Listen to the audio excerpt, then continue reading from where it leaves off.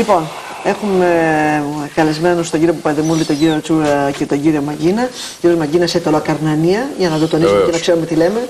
Μας σας δώσουν και καμία Β' Αθήνας και το έχουν να σας ψάχνουν και δεν σας βρίσκουν. Ο κύριος Τσούρας πρώτη Αθήνας. Πώς τα λένε αυτή την πρώτη της Αθήνας, πώς το λένε, δώστε μου ένα καλό επίθετο για την πρώτη της Αθήνας. Περιγράψτε με 2 λέξεις την πρώτη της Αθήνας. Εγώ θα την περιγράψω με την παλιά έννοια. Είναι μια καλή περιφέρεια, αγαπημένη περιφέρεια. Δεν θα πείτε, δύσκολη όμως. Δεν θα πείτε Λάκκος Λεόντων. Δύσκολη όμως. Εγώ περίμενα να μου πείτε Λάκκος Λεόντων. Δύσκολη. Ο κ. Παπαδημούλης στη Β' της Αθήνας δεν έχει, νομίζω, έτσι δεν είναι. Στη δεύτερη περιφέρεια της Αθήνας, πολύ μεγάλη. Δεν έχετε πρόβλημα στη Β' της Αθήνας, είναι τόσο πολύ εκεί πέρα που πια κάποιοι θα ψηφίσουν. Εδώ στην πρώτη της Αθήνας. Α, μην το λέτε αυτό. Άρα μην το λέω, καλά. Καλή είναι αυτή που έχουμε, αλλά θέλουμε κι άλλους. Έτσι. Εμείς γιατί κάνουμε τις εκπομπές, θα σας ενισχύσουμε να τις κάνουμε.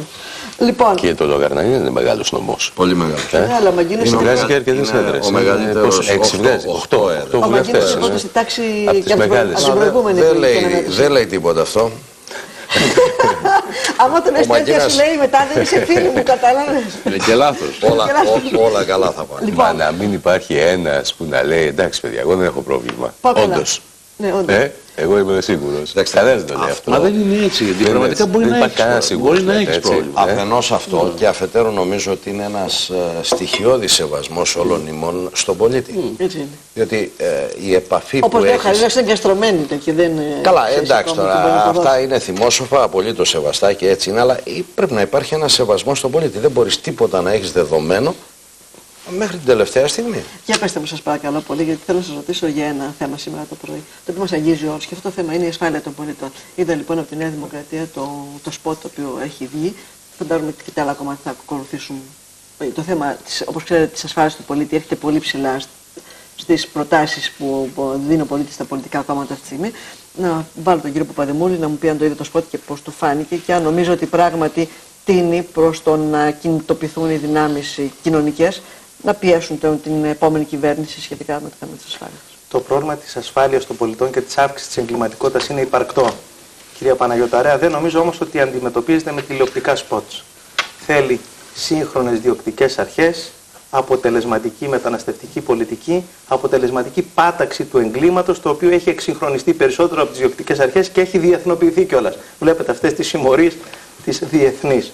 Από εκεί και πέρα. Με πρωταγωνιστές τους Έλληνες πάνω σε αρκετές φορές, έτσι δεν είναι. Με αρχηγούς συνήθως. Λοιπόν, επειδή όμως η αφορμή ήταν η ερώτηση για το τηλεοπτικό σποτ, θα ήθελα να πω ότι ο συνασπισμός και προσωπικά και εγώ δεν πιστεύω στην αρνητική διαφήμιση. Το θεωρείτε αρνητική διαφήμιση, κύριε Παπαδημούλη? Ναι, και πιστεύω ότι και το ΠΑΣΟΚ και η Νέα Δημοκρατία έχουν συνυπευθυνότητα για την εισαγωγή της αρνητικής διαφήμισης στην ελληνική πολιτική ζωή τα τελευταία χρόνια. Απλώς σέρνει πρώτο το χορό το κόμμα που είναι κάστοτε στην αντιπολίτευση. Δηλαδή... Το 1993 το έκανε το ΠΑΣΟΚ, το 2000 το κάνει η Νέα Δημοκρατία. Μου λέτε δηλαδή θα ακολουθήσει το ΠΑΣΟΚ σε αρνητική διαφήμιση κατά τη γνώμη σας? Δεν το ξέρω. Γιατί ο κ. Σιμίτης δήλωσε ότι δεν το κάνει. Αυτό που ξέρω είναι ότι τα λίγα χρήματα που ο συνασπισμός διαθέτει για να προβάλλει το κόμμα του θα τα χρησιμοποιήσουμε για να προβάλλουμε τις θέσεις μας, το έργο μας και να πείσουμε περισσότερους ότι είμαστε μια χρήσιμη και απαραίτητη δύναμη στη Βουλή. Όχι για να πούμε πόσο κακός είναι ο άλλος. Δεν θα συμφωνήσω με τον αγαπητό συνάδελφο για τον εξής πολύ απλό λόγο. Πρώτα, η δική μας καμπάνια είναι 2 κύματα. Είναι ένα κύμα στο οποίο θέλουμε να επισημάνουμε τη διαφορά μεταξύ μιας πραγματικότητος εικονικής, την οποία επιχειρεί το ΠΑΣΟΚ να δείξει, και μιας πραγματικότητας, μιας αλήθειας. Λοιπόν, είτε μας αρέσει είτε δεν μας αρέσει το θέμα που θίξατε, κυρία Παναγιωταρέα, για την καθημερινότητα, κινδυνεύει κανείς να τον σπάξουν για ένα 5.000. Και έχουμε δυστυχώς τέτοια περιστατικά. Από την άλλη πλευρά θα υπάρξει μια μακρά σειρά από προβολές οι οποίες θα αναδείξουν τις θέσεις μας και τις προτάσεις μας. Δεν μπορεί όμως με τόση ευκολία να λέμε ποιο είναι γκρίζο και ποιο είναι μαύρο. Κύριε Μαγκίνα, για μένα το θέμα δεν είναι τόσο τη αρνητική διαφήμιση που θα συζητήσουμε το πρωί, αλλά με ενδιαφέρει η ασφάλεια. Και μάλλον σε αυτό που λέτε, για ένα 5.000 μπορούν να σε σφάξουν. Δυστυχώς έτσι είναι. Αυτή είναι η πραγματικότητα. Και φοβούμαι ότι υπάρχει και κάτι άλλο. Πέρα από τις θέσεις που ανέπτυξε ο κύριος Παπαδημούλης, που λίγο πολύ το πώς λύνεται το θέμα, πώς αντιμετωπίζεται, είναι γνωστό, τα έχουμε πει και τα έχουμε εκθέσει. Ένας από τους κατεξοχήν κομματικοποιηθέντες χώρους αυτά τα χρόνια από το ΠΑΣΟΚ είναι δυστυχώς η ελληνική αστυνομία.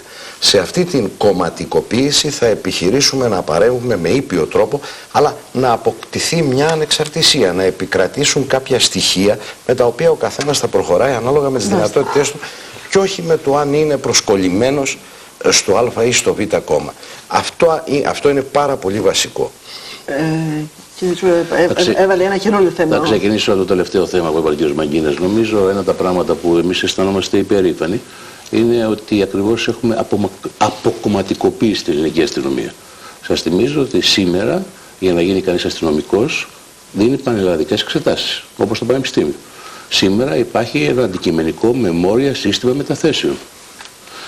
Σήμερα η οποιαδήποτε προς τα πάνω κρίση και προαγωγή γίνεται από συγκεκριμένα συμβούλια. Δεν μιλάει ίσως για την αυτοδιοικησία. Όλα αυτά που γίνανε γιατί θέλουμε και πιστεύουμε ότι η αστυνομία δεν μπορεί να είναι αποτελεσματική αν δεν είναι έξω από τα κόμματα. Αν δεν είναι έξω από πολιτικές συγκρούσεις. Από εκεί και πέρα προφανώς δεν είναι μόνη λύση. Αυτό που προσπαθούμε τώρα με αυτό το σύστημα των ασφαλών πόλεων που έφερε αποτελέσματα. Πρώτα. Αλλά ότι στο Λεκανοπέδιο στην Αθήνα είχαμε από το 31 Δεκεμβρίου του 1998 μέχρι το 1999, 31 Δεκεμβρίου τώρα, σε ένα χρόνο μέσα, μείωση κατά 23% των κλοπών, ένα στις 4, είναι καλό βήμα. Ότι είχαμε 52% μείωση των ληστείων τραπεζών, οι μισές, είναι καλό βήμα. Ότι μειώσαμε τις κλοπές αυτοκινήτων κατά 26%, είναι καλό βήμα. Δεν το λύσαμε το πρόβλημα. Αλλά είναι γεγονός ότι με έναν σχεδιασμό που περιλαμβάνει πρώτον να έχουμε δυνάμεις αστυνομικούς. Δηλαδή όταν κάναμε τους των συνόρων, ή τους βλέπετε στην Αθήνα τώρα, τους ειδικούς φρουρούς που μιλάνε στο μετρό, στις τράπεζες κλπ. Τι βοήθησε αυτό? Να απεγκλωβιστούν δυνάμεις αστυνομίας και να πάνε στο πεζοδρόμιο, στο 100, στο ΖΙΤΑ, δηλαδή να τους δει ο κόσμος και να τους δει και ο εγκληματίας ταυτόχρονα. Είναι πολύ ισχυρό το επιχείρημα του κ. Μαγκίνα για ένα 50.000 μπορεί να σφάξουν. Πολύ ισχυρό. Το έγκλημα έχει μπει στη ζωή μας όλους. Το ότι η Ελλάδα είναι από τις πιο ασφαλείς ακόμα χώρες. Και ελπίζουμε να παραμείνει. Ναι, αυτό είναι δεδομένο, έτσι. Και βέβαια έχει μια σημασία, γιατί θα πηγαίναμε με το 5.000 ότι όσο μια χώρα έχει περισσότερα κοινωνικά προβλήματα, τόσο περισσότερη εγκληματικότητα θα έχει. Ενώ οι χώρες με τη μεγαλύτερη εγκληματικότητα σήμερα είναι η Δανία πρώτη, η Σουηδία δεύτερη, το Βέλγιο τρίτο, η Γερμανία 4. Γιατί έχει μεταλλάξει το έγκλημα. Βέβαια στην Ελλάδα υπήρξε και το πρόβλημα σε ένα τμήμα, και πολύ καλά είπατε, σε ένα τμήμα του λαθρομετανάστες. Γιατί κάποια εγκλήματα πολύ σοβαρά που ζούμε στην Αθήνα, όπως οι εκβιασμοί, όπως η νονή, όπως η πορνεία, είναι από τους Έλληνες. Ένα άλλο τμήμα είναι από τους αλλοδαπούς. Αλλά έχει μεταλλάξεις, έχει γεννωθεί, έχει γίνει παγκοσμιοποίηση. Πρέπει λοιπόν να το χτυπήσουμε στη ρίζα, και η ρίζα είναι από τη μια σαφής μεταναστική πολιτική, και η πράσινη κάρτα, που ίσως δεν έχουμε την ευκαιρία τώρα να την πούμε, αλλά η πράσινη κάρτα έχει μια σημασία. Ποια σημασία? Ότι θα ελέγχει ένα συμβόλαιο μεταξύ της ελληνικής πολιτείας και του αλλοδαπού, πότε θα έρχεται στην Ελλάδα, για πόσο καιρό, πώς θα πληρώνεται και τι δουλειά θα κάνει. Ήθελα μόνο μια πολύ σύντομη παρατήρηση να κάνω σε αυτά που είπε ο κύριος Τσούρας, ο οποίος έχει και εμπειρία καθώς έχει περάσει από το Υπουργείο Δημόσιας Τάξης. Φοβάμαι πολύ, αγαπητέ κύριε Τσούρα, ότι το θέμα των πανελληνίων εξετάσεων είναι θέμα 2-3 ετών, 3-4 ετών το πολύ. Ως τότε το πράγμα ήταν βαθύτατα κομματικοποιημένο, και νομίζω πως το 80-90% των ανδρών και των αξιωματικών έχουν προχωρήσει με το παλαιό σύστημα. Το δεύτερο, είπατε κάτι για τα μόρια. Και εκεί νομίζω ότι πάλι κομματικό κριτήριο επεκράτησε, διότι τα μόρια τα έφτιαξε, τον νόμο περιμορίων τον έφτιαξε ο κύριος Ρωμαίος, αφού προηγουμένως ένας τεράστιος αριθμός αστυνομικών επέλεξε να πάει εκεί όπου ήθελε και μετετέθη εκεί όπου ήθελε. Και από εκεί και πέρα μπήκε ο νόμος που σταμάτησε τα πάντα. Από άρχιζε. Λοιπόν, θέλω να πω ότι χρειάζεται προσπάθεια, και δεν το λέω σε επίπεδο τώρα αντιπαλότητος, γιατί το θέμα της ασφάλειας και της δημόσιας τάξης των πολιτών αφορά όλους τους Έλληνες. Αλλά χρειάζεται αποκομματικοποίηση. Εγώ νομίζω ότι για την κομματικοποίηση που συνεχίζει να υπάρχουν βαθιές ρίζες και ευθύνες και του ΠΑΣΟΚ και της Νέας Δημοκρατίας, οι οποίες επιμερίζονται στον χρόνο που κυβέρνησαν. Αφορά όχι μόνο στα σώματα ασφαλείας, αφορά σε όλο τον κρατικό μηχανισμό. Χρειάζεται μια τομή αξιοκρατίας και αποκομματικοποίηση που ακόμη δεν έχει έρθει στην ελληνική διοίκηση. Και από εκεί και πέρα, ειδικά για τις διοκτικές αρχές, νομίζω ότι χρειαζόμαστε εξυγχρονισμό και στην εκπαίδευση και στις μεθόδους και στον εξοπλισμό, και επιπλέον εσείς νιώθετε ασφαλείς ως πολίτης, κύριε Παπαδημούλη? Πολύ περισσότερο από ότι όταν βλέπω ορισμένα τηλεοπτικά δελτία. Γιατί το λέω αυτό? Γιατί πιστεύω ότι γίνεται και μία εμπορευματική εκμετάλλευση και υπερπροβολή υπαρκτών προβλημάτων, και εντείνεται ο φόβος, και δεν είναι αυτός τρόπος, δεν είναι τρόπος για να αντιμετωπιστεί. Το πρόβλημα έχει μεγαλώσει. Πιστεύω ότι και η αύξηση εγκληματικότητας είναι παιδί της αύξησης της ανεργίας. Πάει χέρι-χέρι με την αύξηση της διάδοσης των ναρκωτικών. Σε δυτικές λαϊκές περιοχές της Β' Αθηνών που πηγαίνω, είναι στενά δεμένα αυτά τα πράγματα. Όπου υπάρχει μεγάλη ενέργεια, υπάρχει και περισσότερη εγκληματικότητα και μεγαλύτερη διάδοση των ναρκωτικών και χρειάζεται πέρα από καλύτερες διοκτικές αρχές, πέρα από αποτελεσματική μεταναστευτική πολιτική που δεν υπάρχει ακόμη. Μιλάμε για την πράσινη κάρτα 10 χρόνια μετά την έναρξη του φαινομένου της λαθρομετανάστευσης. Χρειάζεται να δούμε και τα κοινωνικά προβλήματα, να αφαιρέσουμε τις ρίζες. Ναι. Και κοιτάξτε να δείτε, αν αυτά δεν τα θεραπεύσει η δημοκρατική πολιτεία, πάνω σε αυτά θα δημιουργηθεί ενδεχομένως αύριο ένας Έλληνας Χάιντερ και πρέπει να το δούμε και από αυτή την πλευρά. Εγώ θα το πιάσω από εκεί που το αφήσατε, κύριε Παπαδημούλη, και θέλω να ρωτήσω και τους εκπροσώπους των τριών κομμάτων. Επειδή έχω την αίσθηση ότι... Πιο δυνατά και πιο όρθιο το κεφάλι σου να ακούγεσαι πολύ. Επειδή έχω την αίσθηση ότι και η εγκληματικότητα και τα ναρκωτικά είναι δύο σημεία τα οποία προκαλούν τρόμο στον καθένα μας και είναι φυσικό να προκαλούν τρόμο. Και έχω και την άποψη ότι δεν λύνονται με κατασταλτικά μέτρα, ούτε κανείς έχει τη μαγική λύση που με την αστυνομία, κομματική ή ακομμάτιστη, κύριε Μαγκίνα. Εγώ δεν πιστεύω ότι η κομματική ή ακομμάτιστη αστυνομία θα είναι... Μικρή διαφορά θα έχει στην αποτελεσματικότητα. Δεν λύνεται έτσι το πρόβλημα. Υπάρχει αύξηση του εγκλήματος διότι έχει τις αιτίες τις οποίες οι επιστήμονες την αναλύουν και οι πολιτικοί το ίδιο. Γιατί γίνεται όλη αυτή η αντιπαλότητα των κομμάτων γύρω από αυτό το θέμα, εάν ίσως, και σας ρωτάω, επειδή πουλάει, επειδή φοβάται ο κόσμος αντικειμενικά, γιατί έχει κανένας λύση, θα λύσετε δηλαδή εσείς ή το ΠΑΣΟΚ ή ο συνασπισμός το πρόβλημα της εγκληματικότητας, δεν έχει λυθεί πουθενά στον κόσμο. Ή το πρόβλημα των ναρκωτικών. Ακούω τον αρχηγό σας, ακούω τον αρχηγό που λέει τα ναρκωτικά θερίζουν. Ωραία. Τα ναρκωτικά θερίζουν, ασφαλώς. Και θερίζουν σε όλο τον κόσμο. Δηλαδή, τι θα κάνει μια δημοκρατία άμα δεν θα θερίζουν τα ναρκωτικά? Υπάρχει κανένας Έλληνας λίγο πληροφορημένος, ο οποίος να μην συνδέει την ευρύτατη και άνετη κυκλοφορία των ναρκωτικών με μια διαφθορά στις διοκτικές αρχές? Εδώ έχουν υπάρξει αστυνομικό.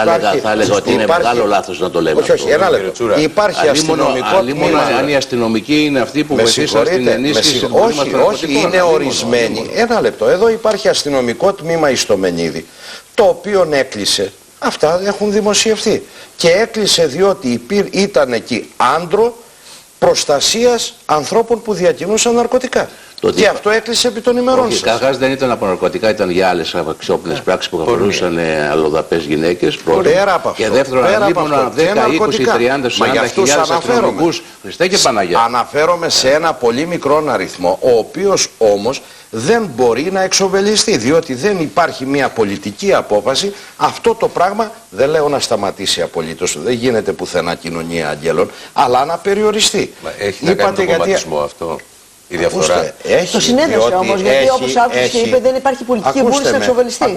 Εκτός από τον κομματισμό, να σας πω γιατί έχει, εκτός από αυτό που είπε η κυρία Παναγιωταρέα. Διότι κάποιος δρά παρανόμως, κύριε Τρίκα, όταν αισθάνεται απόλυτο μια προστασία. Όταν αισθάνεται ότι και να κάνει κάτι θα υπάρξει κάποιος. Τώρα δεν θέλω να πάμε σε ονόματα. Διαφθορά υπάρχει, δεν θέλω να πάμε σε ονόματα. Αλλά εδώ υπάρχει προστασία και κάλυψης. Αλλά αυτό είναι ένα φαινόμενο για το οποίο συνεχίζονται αρνητικές καταστάσεις που κληρονομήθηκαν και από εσάς. Λοιπόν, βάλατε την αστυνομία, γι' αυτό σας ρώτησα, κύριε Μαγκίνα, και δεν απευθύνομαι σε εσάς. Θέλετε να το αφήσουμε αυτό το πράγμα να συνεχίζεται και η αίσθηση των πολιτών να είναι ότι είναι ξέφραγο αμπέλι τα πάντα? Να πείτε την αλήθεια στους πολίτες, την αλήθεια τα όρια της καταστολής. Δηλαδή μην βαφκαλίζονται οι πολιτικοί. Εγώ να θέσω ένα ερώτημα πρακτικό. Οι τράπεζες, αν μου επιτρέπετε, κύριε Τρίκα, το χρήμα σε όλο θα υπήρχε διακίνηση ναρκωτικών. Δηλαδή πώς το τοποθετείτε μόνο στην καταστολή? Θέλω να πω ότι είναι σύμφυτο με τη δομή της οικονομίας και της κοινωνίας. Σύμφωνα, αλλά αυτή τη στιγμή μιλάμε για την ελληνική αστυνομία. Δεν μιλάμε για το θέμα. Κύριε Τσούρα, εσείς σε όλο το φάσμα. Εγώ θέλω να πω το εξής. Δεν το θίγουμε συνολικά. Καταρχάς νομίζω ότι κάνουμε ένα λάθος εάν αρχίσουμε να πυροβολούμε τους αστυνομικούς. Όχι, δεν έγινε αυτό, κύριε Τσουρά. Υπάρχει ένας μικρός αριθμός. Λοιπόν, η συντριπτική πλειοψηφία είναι άνθρωποι που κάνουν τη δουλειά τους. Πολλές φορές γίνεται. Γιατί αν αλλοιώνεται λίγο αυτό που είπα. Είναι ένας πολύ μικρός αριθμός ότι έχει σχέση. Τους οποίους και εσείς γνωρίζετε. Είπατε ότι έχει σχέση. Γιατί κάνατε τους αδιάφορους, κύριε Τσούρα, επί των ημερών σας? Ένα λεπτό. Εσείς δεν φτιάξατε τους αδιάφορους? Δεν με αφήνετε, εγώ δεν σας διάκοψα. Για να μπορέσουμε να ακολουθήσουμε τη συζήτηση. Είπατε ότι βασικός λόγος που προχωράει το θέμα των ναρκωτικών είναι οι διοκτικές αρχές. Δεν είναι έτσι. Είναι προφανώς είναι άλλα κοινωνικά προβλήματα. Ένα. Είναι η παγκοσμιοποίηση ειδικά αυτού του εγκλήματος, που λειτουργεί πια σε όλες τις χώρες και είναι ένας χώρος που θα πρέπει πολύ να μας απασχολήσει και αρχίζει και απασχολεί την Ευρωπαϊκή Ένωση, γιατί αυτή τη στιγμή το εμπόριο των ναρκωτικών, οι έμποροι των ναρκωτικών και τα καρτέλ έχουν αρχίσει και ελέγχουν πια μεγάλες νόμιμες επιχειρήσεις, π.χ. στη Γερμανία, π.χ. στην Ισπανία, και πολλοί φοβούνται ότι ήδη πάνω από 15% του ΑΕΠ της Ευρωπαϊκής Ένωσης ελέγχεται από τους εμπόρους των ναρκωτικών, και αυτό είναι κάτι που θα πρέπει να μας συγκλονιστικά να μας ανησυχήσει, κύριε Παναγιωταρέ, ως Ευρώπη, ως κόσμο πια. Από την άλλη μεριά είναι σαφές ότι για να γίνουν βήματα για να ξαναγυρίσουμε στην Ελλάδα, πέρα από τα θεσμικά, και τα θεσμικά έχουν προχωρήσει, είναι προφανώς να έχουμε περισσότερους αστυνομικούς, και τους έχουμε πια, να συνεχίζεται να καλυτερεύεται η εκπαίδευση, και καλυτερεύει η εκπαίδευση. Έχουμε πια πολύ καλές σχολές μέσα στην αστυνομία, έχουμε πολλά μηχανήματα που μαθαίνουν. Τα τελευταία γεγονότα που γίνονται στην Αθήνα, που είναι αποτελεσματικοί και διασωθήκαν και διασώθηκε η ζωή των αστυνομικών, είναι από αυτή την εκπαίδευση. Χρειαζόμαστε μέσα, πήραμε και περισσότερο, και πάνω απ' όλα, εγώ το πιστεύω, πρέπει να ενωθούμε, χώροι πολιτικοί, αυτοδιοίκηση, πολίτες και αστυνομικοί, να αντιμετωπίσουμε όλοι μαζί το πρόβλημα. Δεν είναι δουλειά ούτε μόνο του αστυνομικού, ούτε μόνο της πολιτικής, ούτε μόνο του πολίτη. Πρέπει να είναι όλοι μας απέναντι στο έγκλημα. Ένα λεπτό έχουμε. Για τα κρούσματα της διαφθοράς που υπάρχουν σε εστίες μέσα στην αστυνομία, υπάρχει ένα κορδόνι χρόνων. Και δεν υπάρχει πολιτική βούληση να γίνει τομή στο θέμα. Μα γιατί? Εγώ δεν έχω δει να πέφτουν πάρα πολλές υποθέσεις στα μαλακά, δεν έχω δει να υπάρχει τομή, να πετάγεται ο κόσμος έξω. Να υπάρχει ένα μήνυμα αποφασιστικό, κύριε Τσούρα, προς τον αστυνομικό, ο οποίος βλέπει δίπλα του την παρανομία και διστάζει να την καταγγείλει. Το παράδειγμα του Μενιδίου απέδειξε ότι υπήρχαν άνθρωποι που βλέπαν την παρανομία μήνες δίπλα τους και φοβόντουσαν να μιλήσουν για το θέμα, και καθυστέρησε έτσι και η εξάρθρωση του κυκλώματος. Δεύτερο θέμα. Πρέπει πέρα από τον εξυγχρονισμό των μεθόδων και της εκπαίδευσης να βελτιωθούν και οι συνθήκες αμοιβής για τον αστυνομικό. Δεν αρκεί να λένε εδώ καλές κουβέντες και παχιά λόγια οι εκπρόσωποι των κομμάτων εξουσίας. Χρόνια τώρα είναι ρηγμένος και αδικημένος την ώρα που ρισκάρει τη ζωή του. Τρίτο θέμα. Χρειάζεται σωστή διάταξη. Αφήστε να μιλήσω, εγώ δεν διάκοψα κανέναν. Χρειάζεται σωστή διάταξη του ανθρώπινου δυναμικού. Ρωτώ τον εκπρόσωπο της Νέας Δημοκρατίας και του ΠΑΣΟΚ. Γιατί χρόνια τώρα χιλιάδες αστυνομικοί πηγαίνουν τις Κυριακές στα γήπεδα? Το λύσαμε και αυτό, κύριε. Χρόνια τώρα, λέω, αντί να πηγαίνουν και να περιπολούν. Και τέταρτον, μετά από 17 χρόνια εξαγγείλατε τη λύση του. Το λύσαμε νομοθετικά, δεν είστε συνάδελφοι του κόμμα στην Βουλή. Γι' αυτό σας ενημερώνω. Εξαγγείλατε, λέω, μετά από 17 χρόνια τη λύση του. Ναι. Εγώ βλέπω στα γήπεδα τι γίνεται ακόμη. Το λύσαμε, πάνε πια εθελοντικά όσοι θέλουν. Ναι. Και τέταρτον, στο θέμα των ναρκωτικών δεν είναι μόνο θέμα καταστολής. Αν δεν συνειδητοποιήσουμε ότι χρειάζεται έμφαση στην πρόληψη και διαφορετική πολιτική, τα ναρκωτικά θα συνεχίσουν να αυξάνονται. Ένα λεπτό έχετε, κύριε Μακίνα. Τίποτα, απλώς θέλω να πω ότι υπάρχει ένας μικρός αριθμός. Η συντριπτική πλειοψηφία των ανδρών και των αξιωματικών κάνει καλά τη δουλειά του, και όπως ελέγχθη, και το αποδέχομαι πλήρως αυτό, κάτω από συνθήκες και δυσχερείς και απολαβή οικονομική, η οποία δεν είναι αυτή που πρέπει. Αλλά ότι υπάρχει ένα πρόβλημα, υπάρχει. Αν δεν υπήρχε, ούτε θα το συζητούσαμε, ούτε θα ελαμβάνεται μια σειρά από μέτρα, αγαπητέ κύριε Τσούρα. Επιτρέψτε μου να σας πω, αφού τα εξαγγείλαμε, ας πούμε, κάματε αρχηγείο, αφού εδώ και 2 χρόνια μιλάμε για αρχηγείο αστυνομίας, βγάλατε τους αστυνομικούς από τα γήπεδα, αφού και αυτό το είπαμε, έγινε αυτό το σώμα της εσωτερικής των αδιάφθορων, του εσωτερικού ελέγχου, ακριβώς αφού είχε ελεγχθεί. Αυτό σημαίνει, και δεν είμαστε αντίθετοι σε αυτά, μπορεί να μην τα κάματε με τον καλύτερο δυνατό τρόπο, αλλά το ότι έγιναν και ξεκίνησαν είναι ένα θετικό στοιχείο, και πάνω σε αυτή τη βάση θα προχωρήσουμε. Χρειάζεται να δώσουμε στην Ελληνίδα και στον Έλληνα το αίσθημα ότι είναι ασφαλής ο ίδιος, η περιουσία του και η τιμή του. Είναι βασικό χρέος της πολιτείας. Σε ένα λεπτό το μόνο που μπορώ να πω είναι ότι... Δηλαδή χρησιμοποίησαν και οι συνάδελφοι στα τέλος της συζήτησης. Όχι, είπα, επειδή είναι μεγάλο θέμα αυτό, εννοώ. Το μόνο που μπορούμε να πούμε είναι ότι πρέπει όλοι μαζί, μια αστυνομία καταρχάς, η οποία είναι αποτελεσματική, να έχει μέσα, να έχει μεθόδους, να έχει καλή εκπαίδευση, να έχει επαρκή δύναμη, να έχει ένα οικονομικό και κοινωνικό επίπεδο αστυνομικός υψηλό, να είναι μέσα στην κοινωνία και να μην τον έχουμε έξω την κοινωνία όλοι μας, και πολιτεία, κόμματα, φορείς κάθε μορφής να δώσουμε τη μάχη για το έγκλημα, γιατί αν δεν τη δώσουμε στην Ελλάδα και στην Ευρώπη, οι καιροί θα είναι δύσκολοι, και δεν θα είναι δύσκολοι μόνο επειδή κάποιος τη σκοτώνεται, είναι θα ελέγχουν τη ζωή μας. Και αυτό πρέπει να το θυμόμαστε.